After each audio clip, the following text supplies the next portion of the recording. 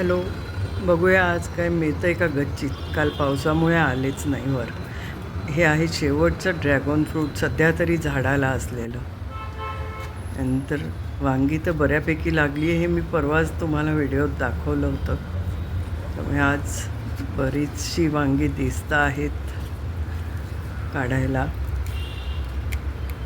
वांगी काढायचं म्हणजे हाताला आधी काटे टोचून घ्यायचे आणि मग भरपूर काटे असतात वांग्याच्या झाडाला आणि चांगलीच काटे टोचतात वांगी तोडताना.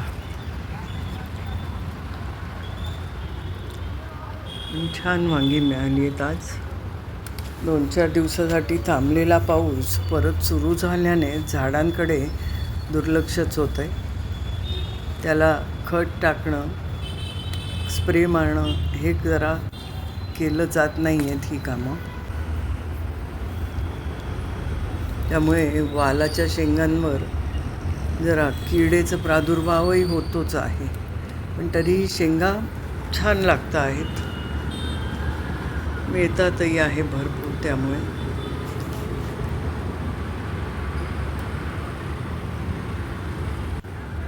कीड होऊ नये म्हणून मधून जेव्हा केव्हा पाऊस नसेल त्यावेळेला गोमूत्र पाण्यात मिक्स करून आणि वाटल्यास थोडंसं चिमूटभर आपली साबणाची पावडर टाकून त्याचा स्प्रे झाडांवर करत असते.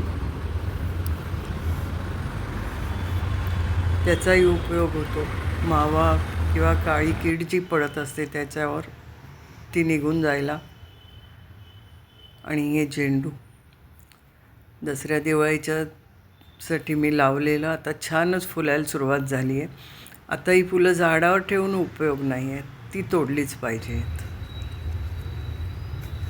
मलबेरी जी काढल्याबरोबर तोंडातच जाते, मस्त पिकत आहेत. पण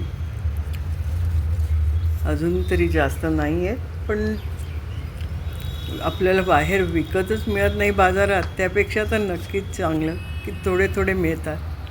आणि आपल्याबरोबरच हे जे कीटक असतात तेही तिथे खायला येतच असतात. देवासाठी गुलाबाची फुलं तर आज भरपूरच मिळाली आहेत. गोकर्णही मिळाला आहे ब्ल्यू टी करण्यासाठी. आणि अशा प्रकारे माझी टोपली आज मस्त भरलेली आहे. व्हिडिओ आवडला असेल तर नक्की लाईक, शेअर आणि सबस्क्राईब करा. थँक्यू.